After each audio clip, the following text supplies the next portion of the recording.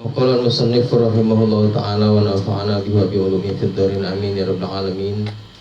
Radhiyallahu ankum wa Abu Dawud an Zaid bin Thabit. Berikut ini adalah hadis yang diriwayatkan oleh Imam Abu Dawud dari Zaid bin Thabit. Rasulullah sallallahu alaihi wasallam bersabda, "Salatu ahadikum fi baitihi afdalu min salatihi fi masjidi hadza illa al-maktubah." Rasulullah bersabda, kata Kanjeng Nabi, salat seseorang di antara kalian fi baitihi, di rumahnya, afdalu, lebih baik, lebih afdal min salatihi, daripada salatnya fi masjidi hadza, di masjidku ini, kata Kanjeng Nabi, illal maktubah, kecuali salat-salat fardu. Ya, jadi melaksanakan salat sunnah itu yang paling afdal adalah melaksanakannya di rumah. Ya. Nah, kecuali salat fardu. Kalau salat fardu afdalnya di masjid.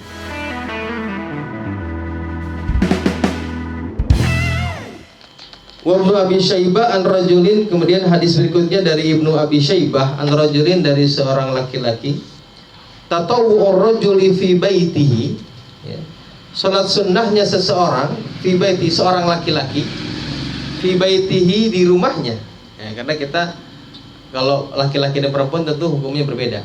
Kalau perempuan walaupun salat fardu tetap bisa di rumah afdal. Salat sunnahnya seorang laki-laki fi baitihi, di dalam rumahnya, yazidu ala tatawwu'ihi, ya, itu lebih baik atas salat salat sunnahnya indan nasi, di hadapan manusia. Kafadli salatir rajuli fi jama'atin ala salatihi wahdah, seperti keutamaan salatnya seseorang dalam salat jamaah ala salatihi, atas salatnya wadahu, sendiri. Ya. Jadi itu salat sunnah yang dikerjakan di rumah itu lebih baik daripada salat sunnah yang dikerjakan di hadapan orang lain. Ya. Bahkan di sini disebutkan kafadli salatir rajuli fi jama'atin. Keutamaannya itu seperti seorang laki-laki yang salat berjamaah dengan salat sendiri. Keutamaan salat sunnah di rumah.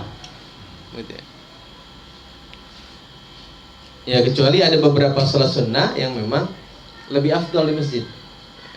Salat sunnah memang afdalnya di rumah, tapi ada beberapa salat sunnah yang afdal dikerjakan di masjid. Misalnya qobliyah maghrib nih, ya, liman amila bihi, ya. Karena sudah kita jelaskan bahwa ada beberapa termasuk ahlul hadramut tidak melaksanakan qobliyah maghrib. Kemudian salat sunnah tawaf, salat sunnah ihram. Ya, kalau kita mau ihram tuh baik haji atau umroh, salatnya di masjid, salat sunnahnya tuh enggak di rumah. Ya.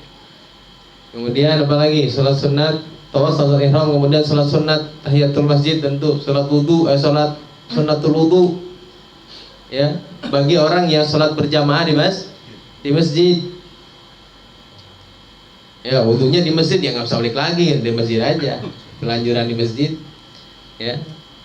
Liman i'takafa, kemudian salat sunnahnya orang yang memang sedang iktikaf di masjid. Ya, tentu salat sunnahnya memang afdal di masjid jika lagi iktikaf. Ya. Itu beberapa salat sunnah yang afdal di masjid. Selebihnya salat-salat yang lain, ya, baik yang muakkad ataupun yang ghair muakkad, salat sunnah itu afdalnya dilaksanakan di rumah. Wa Ibnu Asakir an Jabir. Hadis berikutnya diriwayatkan oleh Imam Ibnu Asakir dari Jabir. Man shalla rak'ataini min khala'in fi khala'in la yarahu illallah wal malaikatu kutiba lahu bara'atun minan nar. Kata Kanjeng Nabi, barang siapa yang sholat 2 rakaat fi khala'in, dalam kesendirian, di tempat yang sepi, ya, ay fi baitihi, la yarahu illallah, yang tidak dilihat, yang tidak ada yang melihat kecuali Allah. La yarahu, tidak ada yang melihat kepadanya kecuali Allah, wal malaikat, dan para malaikat. Kutiba lahu bara'atun minan nar, maka dicatatkan baginya bara'atun minan nar, terbebas dari api neraka.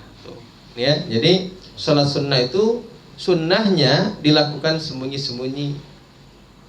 Ya, sholat sunnah tuh. Lebih tentu artinya sembunyi ya di rumah, fi baitihi, di rumah atau di kamar. Jadi sholat itu sunnahnya, sunnah itu lakukan di rumah, di rumah. Kataballahu lana al-bara'ata minan nari wa adzab al-qabri. Dalam satu riwayat lain yang mengatakan Allah Subhanahu wa taala membebaskan kepada kita al-bara'ata, mencatatkan kepada kita al-bara'ah, kebebasan dari api neraka, wa adzabal qabri, wa adzabil qabri juga terbebas daripada siksa kubur. Jadi yang melaksanakan salat sunnah sendirian tidak dilihat oleh orang lain, ya, maka pahalanya atau balasannya kata Allah dibebaskan dari api neraka dan juga terbebas daripada siksa kubur. Wa fi kitab Ibnu Sunni. Kemudian dalam kitab Imam Ibnu Sunni an Abi Umamah, dari Abi Umamah qala, beliau berkata, ma danautu min Rasulillah sallallahu alaihi wasallam fi duburi kulli salatin maktubah.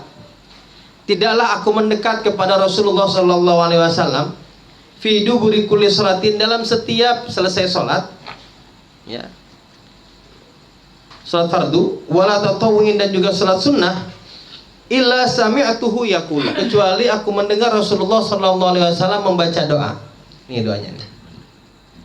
Apa yang dibaca oleh Kanjeng Nabi? Allahumma gfirli dzunubi wa khotoyaya wa khotoyaya kullaha. Allahumma gfirli dzunubi wa khotoyaya kullaha. Gitu ya. Ini hadis muttafaq alaih, hadis Imam Bukhari dan Muslim. Allahumma gfirli dzunubi wa khotoyaya kullaha. Ya, kata Imam Ibnu Sunni, ya, dari Abi Umamah, Abi Umamah berkata bahwa tidak senantiasa dia tidak mendekat kepada Kanjeng Nabi setelah selesai sholat kecuali Rasulullah membaca doa ini. Jadi ini sunnah, doa yang sunnah dibaca setelah selesai sholat, sholat fardu ataupun sholat sunnah. Faidatun, nah ini penting nih. Wa minal bid'il madmumati, dan diantara bid'ah yang tercela, allati ya'samu fa'iluha, yang berdosa bagi orang yang melakukannya, wa yajibu, dan wajib ala wulatil amri, kepada orang-orang yang berkuasa di pemerintahan, wulatil amr, ya, yang memangku jabatan lah, wulatil amr.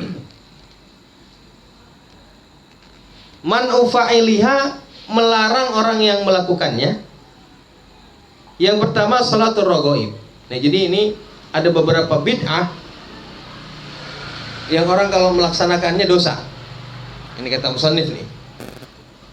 Dan bahkan menurut beliau wajib kepada orang-orang yang punya jabatan, yang punya wewenang untuk melarang orang melakukan sholat-sholat sunnah ini. Mana yang pertama? Yang pertama sholatul raghaib. Sholat raghaib. Apa itu sholat raghaib?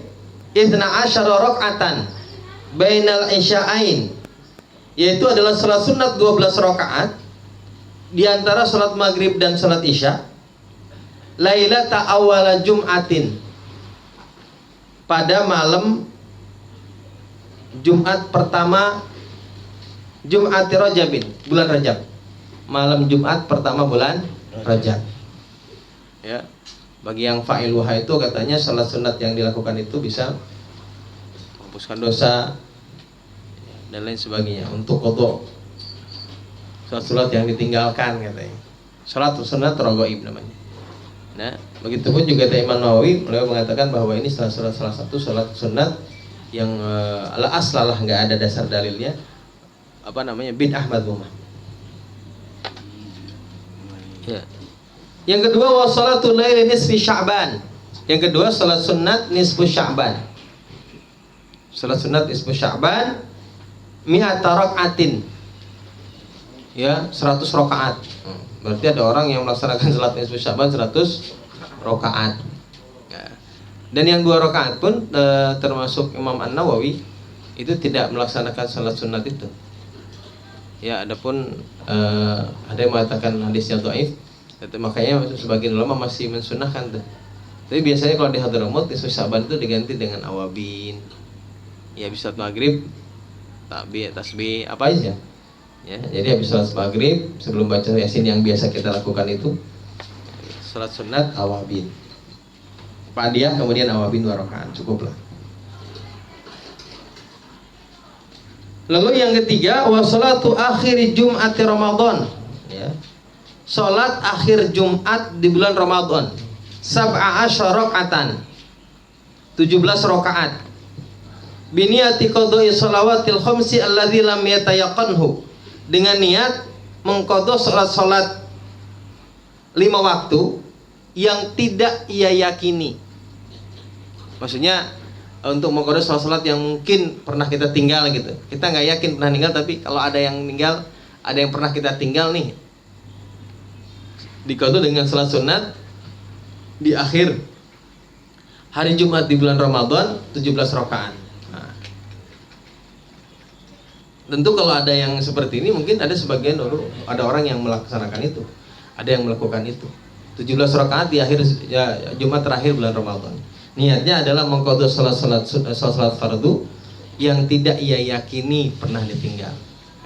Barangkali ada salat fardu yang pernah ditinggal, ya bisa ditambal dengan ini katanya. Gitu. Wa salatu yauma Asyura. Yang keempat, salat pada hari Asyura. Arba rakaatin au aksar, 4 rakaat atau lebih banyak. Wa salatul usbu, kemudian salat usbu, salat mingguan. Amma ahadithuha, adapun hadis-hadisnya fa maudhu'atun batilah. Karena hadis-hadis yang menjadi dasar dalil kesunahan yang tadi itu katanya hadis maudhu dan hadisnya batil. Ya. Maudhu itu hadis palsu. Wala tagtaru biman dzakaraha, janganlah kamu tertipu kepada orang yang menyebutkannya. Wafaqanallahu listilabil fadail wa jinabi radhail. Semoga Allah Subhanahu wa taala memberikan taufik kepada kita untuk memperoleh fadail, keutamaan dan menjauhi wajinabi radhail, dan menjauhi kehinaan. Amin ya rabbal alamin. Selesai dari salat sunnah, kita masuk kepada salat jamaah.